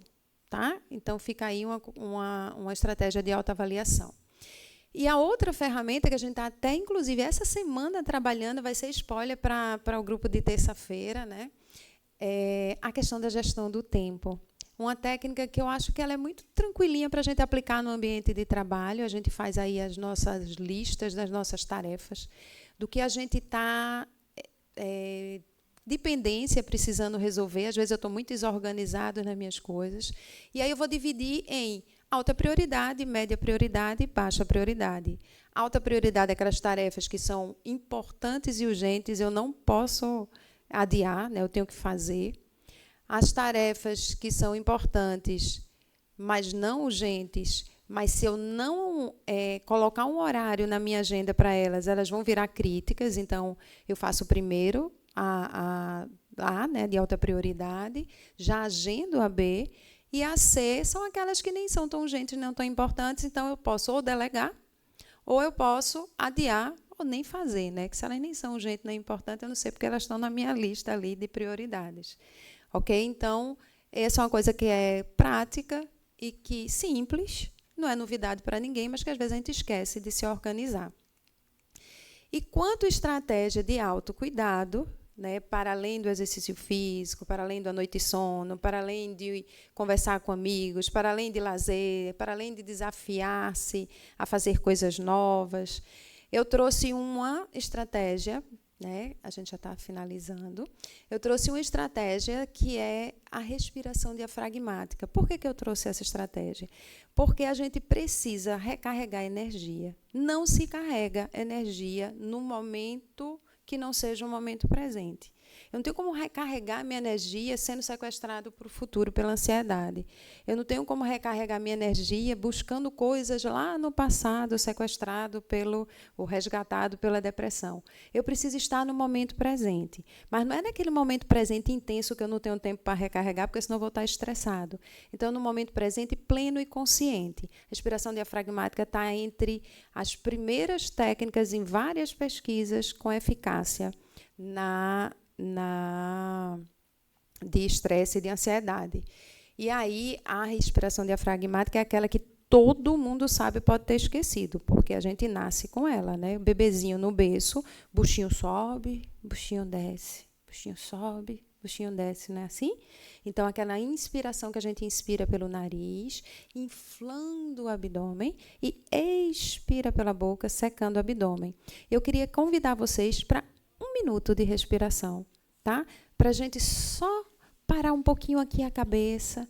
E aí, para quem tem dificuldade, eu trouxe um amiguinho que vai ajudar a gente, tá? Para mim é um dos melhores vídeos de respiração. É esse peixinho, olha só. Inspira. Expira. Descruza as pernas, bota as mãos sobre a coxa. Inspira, inflando o abdômen, igual a ele, ó. Expira, secando o abdômen. Inspira. Expira. Inspira.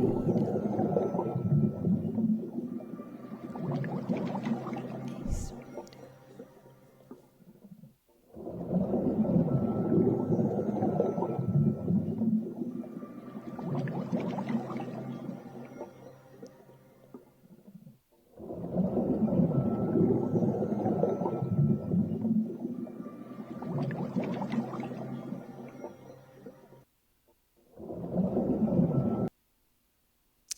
Muito bem. Foi difícil parar por um minuto?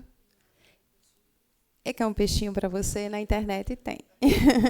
Olha só, essa é uma tarefa de casa, né? A gente é terapeuta cognitivo comportamental, adora passar a tarefa de casa. Então, o desafio, 1 minuto de respiração. E para a gente concluir, eu queria deixar uma música. A gente pode passar aquela? Preste atenção na letra dessa música e vai pensando. A música é do Homero e do Martins. Amo os dois.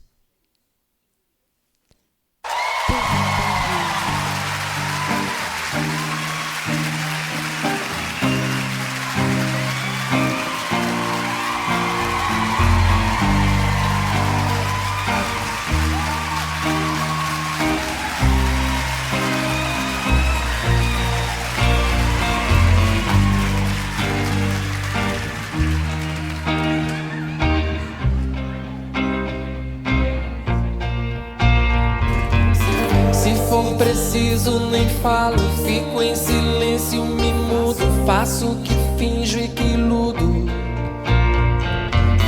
Escuto tudo que calo, falo bastante, me engasgo, faço um buraco no muro. Me jogo dentro do espelho, espalho versos do avesso, me dê um abraço profundo. Pra me refazer, desaperrear a minha vida. Se for preciso, nem falo, fico em silêncio, me mudo, faço o que finjo e que iludo. Escuto tudo que calo, falo bastante, me engasgo, faço um buraco no muro. Me jogo dentro do espelho, espalho versos do avesso, me dê um abraço profundo.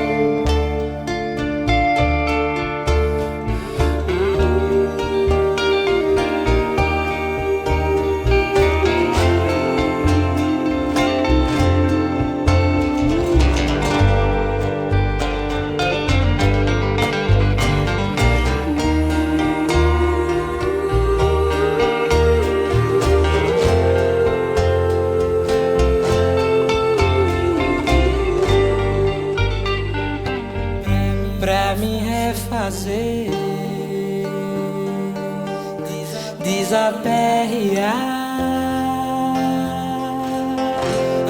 a minha vida. Pra me refazer, desaperrear a minha vida. Ótimo. O que é que vocês fazem para desaperrear? E aí fica o QR Code do Momento Legal. Aí tem o SGP de gerenciamento de estresse, o e-mail de gerenciamento de estresse e os telefones da Diretoria de Saúde para referência. Então, eu queria saber o que é que vocês fazem para desaperrear. Pode ser um bom começo para as nossas perguntas. Adriana, muito obrigada. Sempre você trazendo questões tão relevantes como enfrentar, né? Porque a vida não existe sem estresse, né? O estresse está na vida, né? Agora ele não pode ser incapacitante. E você está sempre colaborando para que a gente possa estar dentro dele, mas a salvo dele. Então eu abro agora para o debate. A gente teremos quanto tempo para o debate? 10 minutos para o debate, porque a gente tem, enfim, ainda uma programação, mais uma mesa a se iniciar às 11 horas, depois do coffee break. Então, eu espero que o debate seja animado.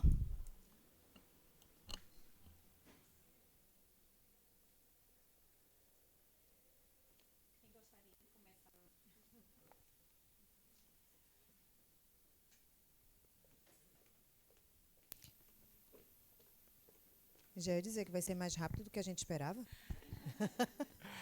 Eu queria dizer da alegria de ter, numa Semana de Saúde, um espaço longo e dedicado a esse tema importante que é saúde mental. E queria pescar algumas falas, né, da excelente apresentação de vocês. Jana, você falou sobre a cultura do silenciamento, os tabus, inclusive com a sua finalização, a perda, Melina, o tema do suicídio precisa de fato ser encarado. E talvez a gente pudesse escolher algum tipo de vantagem no fato de ter uma instituição como o CVV, o Centro de Valorização da Vida, essa entidade que é referência na prevenção do suicídio no Brasil, sediada em Recife, é a cidade que não tem.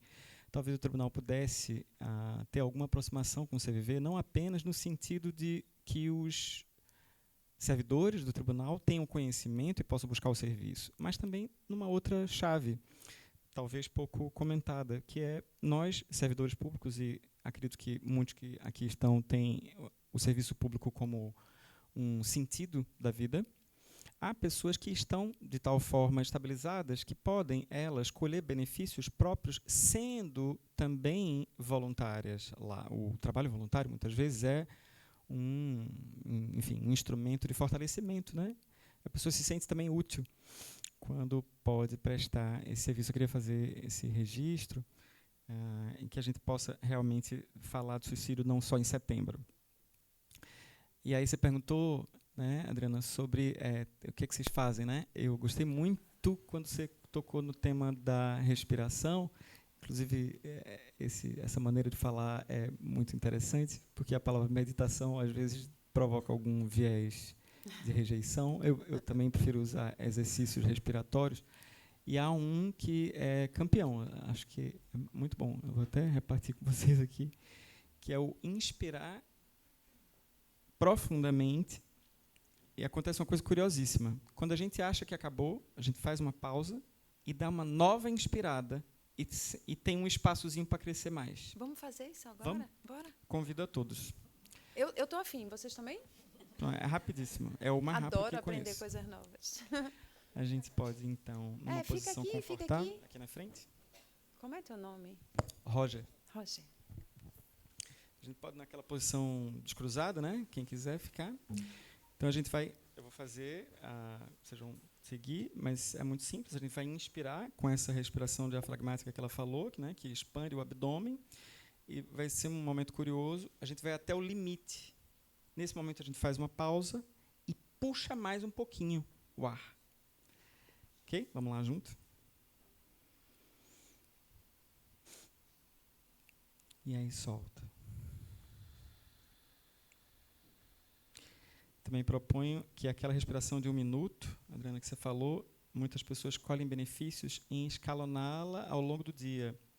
Muitas vezes a gente pode fazer uma percepção, por exemplo, associar essa respiração de 1 minuto ao acordar, se alimentar e se deslocar, na entrada e na saída. Há estudos que dizem que essa meditação breve, esse respiratório breve, é mais eficaz do que, às vezes, uma meditação longa ao longo do dia. Se a gente puder fracionar esse exercício respiratório, os benefícios são muito mais palpáveis para a vida diária. Então, grata.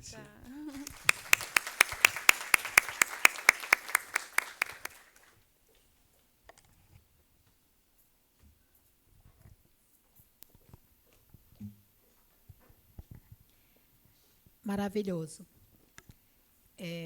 Sou quase suspeita, porque eu pertenço a esse grupo de trabalho. Veja como é pertencimento. Olha o que eu acabei de dizer. Eu não vou nem continuar o que eu queria. Será sempre. Vejam, eu estou aposentada da Prefeitura do Recife, que foi o órgão cuja lotação me permitiu vir a convite para o Saúde Legal há 14 anos. E eu passei muito tempo... a gente vai falar agora de pertencimento mesmo, porque não foi um ato falho. Né? Quando eu disse eu pertenço a esse grupo de trabalho, não foi um ato falho.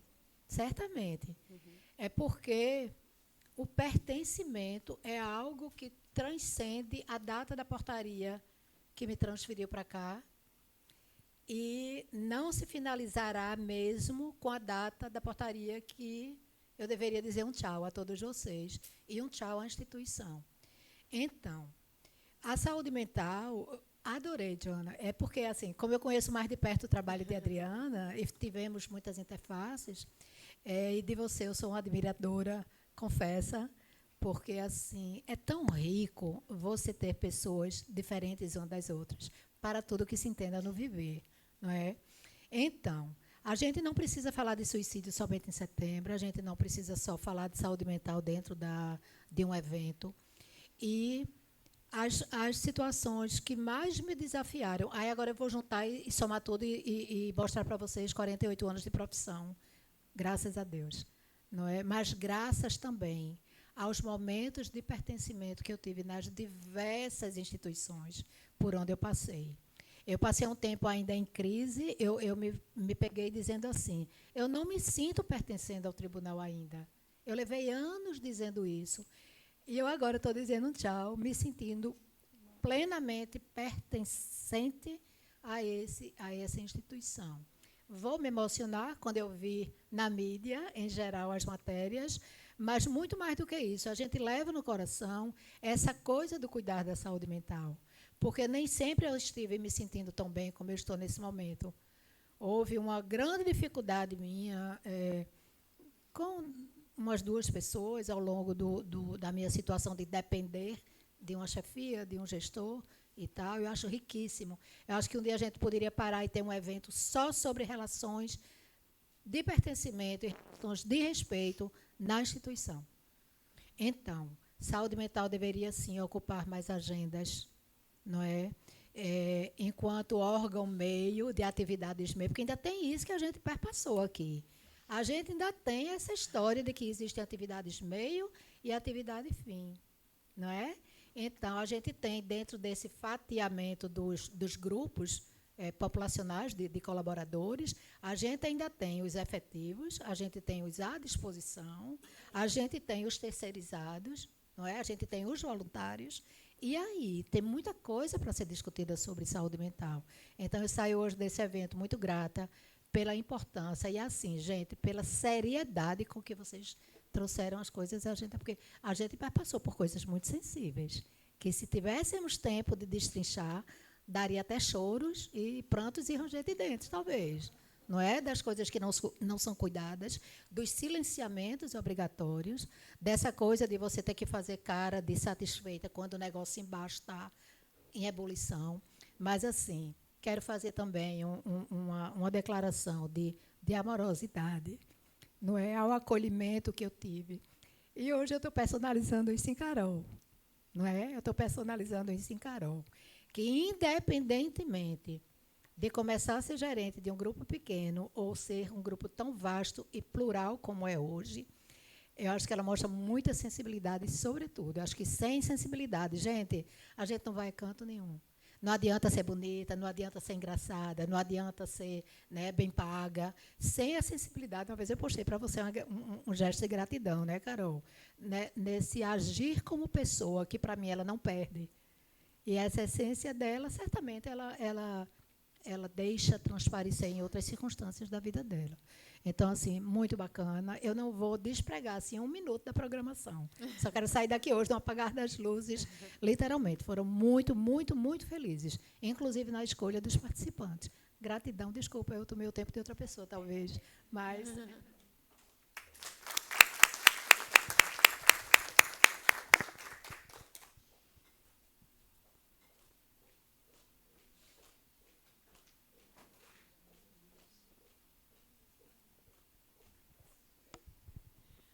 Bom dia, parabéns às meninas, né? Eu sou Patrícia, eu sou oftalmologista, estou reconhecendo alguns rostinhos aqui de alguns pacientes, e achei os temas muito pertinentes. Eu sou oftalmologista, amo minha profissão, mas sou amante da saúde mental, então admiro muito vocês. A Adriana bem sabe que participo ali do gerenciamento de estresse dela, e é muito importante esse momento aqui para a gente. Então, quando a gente fala de saúde mental, é interessante para todo mundo, obviamente, e burnout, talvez, para alguns, possa parecer uma coisa distante. Para mim, é isso, é uma coisa distante, pelo pertencimento que eu tenho na minha profissão, né, de gostar do que faço. Mas, mesmo assim, tem aquele dia que você está cansado, que não é aquela Ana, né? é um outro, né, é um outro trabalhador. E aí, o que me surpreende nesse dia é que, geralmente, aquele paciente, que às vezes é um paciente mais difícil, é ele que vai transformar meu dia. Então, assim, é aquela abertura de você estar sempre pronto para outra pessoa chegar junto e te transformar, se permitir, né? E como é bonito você ver, independente da profissão, quando a pessoa está fazendo o seu melhor. Então, era isso que eu queria trazer.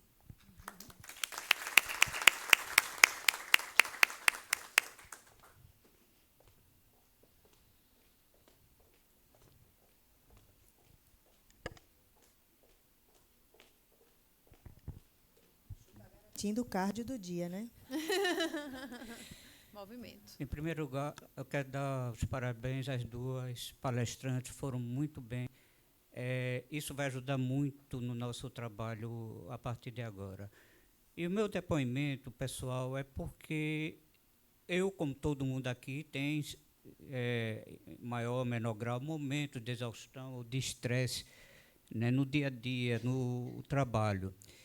E eu vejo o judiciário, né, uma das funções que a gente pode colocar aqui é que ele tem esse serviço à sociedade, certo?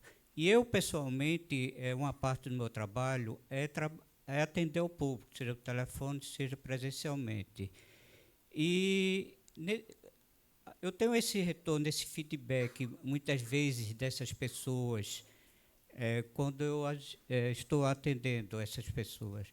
Porque não é só eu que estou ali dando uma orientação, fazendo esclarecimento, enfim, ajudando a como conduzir o seu processo. Elas também me dão esse retorno, né, porque já aconteceu muitas vezes de eu receber aquele carinho, aquele elogio da pessoa que faz passar qualquer cansaço, qualquer estresse, qualquer mau humor na hora. É muito reconfortante isto. Eu gosto muito dessa parte e fico muito feliz naquele momento. Isso vai me ajudando a levar, né, o trabalho. Tem, como eu disse, aqueles momentos chatos, difíceis, mas tem esses bons momentos também. Eu sempre gosto de ver o lado positivo das coisas. Então, eu trago esse depoimento aqui porque eu acho que é importante a gente ressaltar isto, né? E, assim, estou até hoje, tal, né? Mais uma vez, parabéns a vocês duas, certo? Vou, a partir de agora, levar algum conhecimento a mais para o meu trabalho a partir do que vocês falaram, e é isto.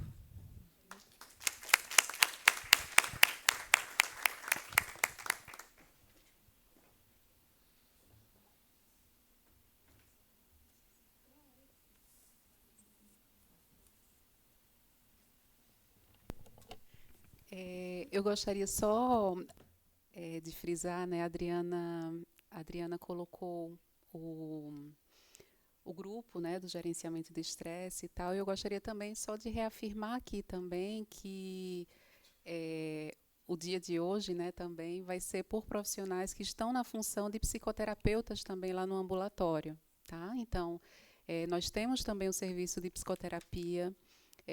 É uma psicoterapia de longa duração, de diferentes abordagens, né, também teóricas. Então, o agendamento, né, ele é feito todas as sextas-feiras, tá? No turno da manhã. Então, acho que essa é uma informação importante de ser compartilhada também, né?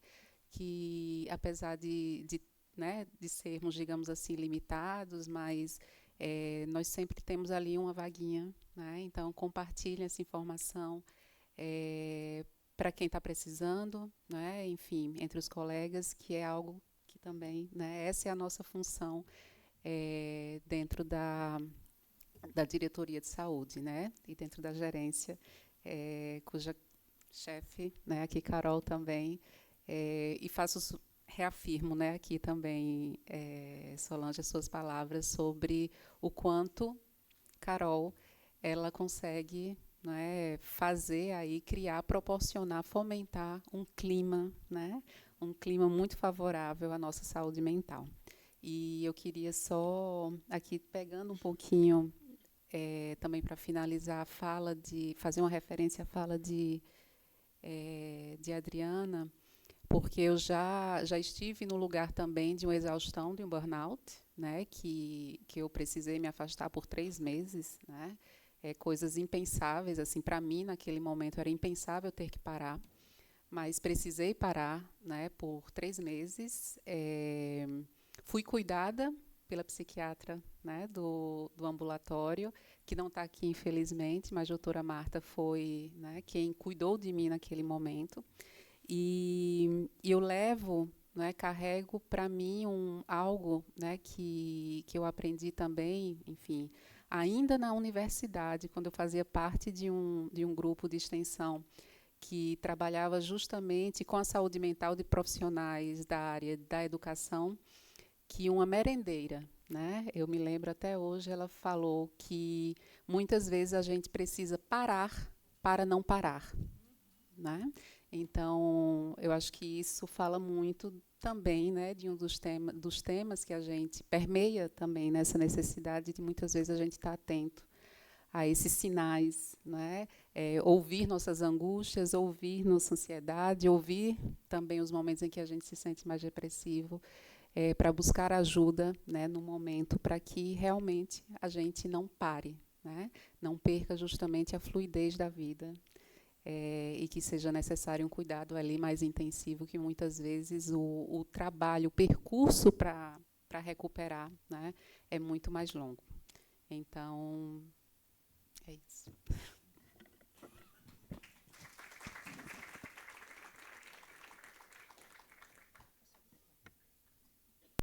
Te agradeço, né?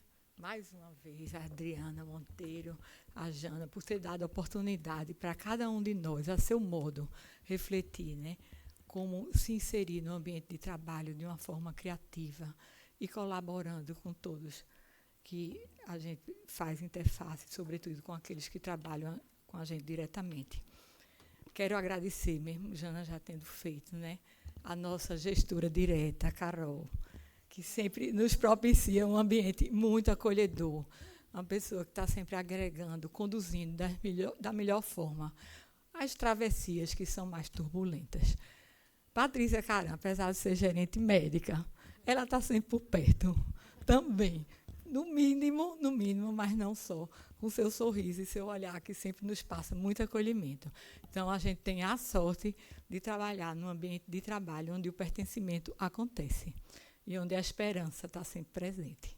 E a gente se esforça para dar o melhor. Então, quem, por favor, precisar, procure a Diretoria de Saúde. Nós estamos lá. Muito obrigada.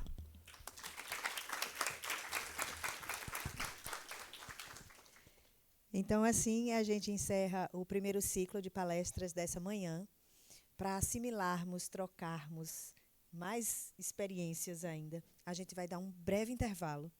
Tem um delicioso coffee break esperando vocês lá fora. E também os serviços de saúde que foram oferecidos na quarta-feira seguem aqui. Então, se alguém quiser dar mais uma passadinha nos estandes, a hora é essa. Combinado? Vamos dar um break e a gente volta daqui a pouco. Até já já.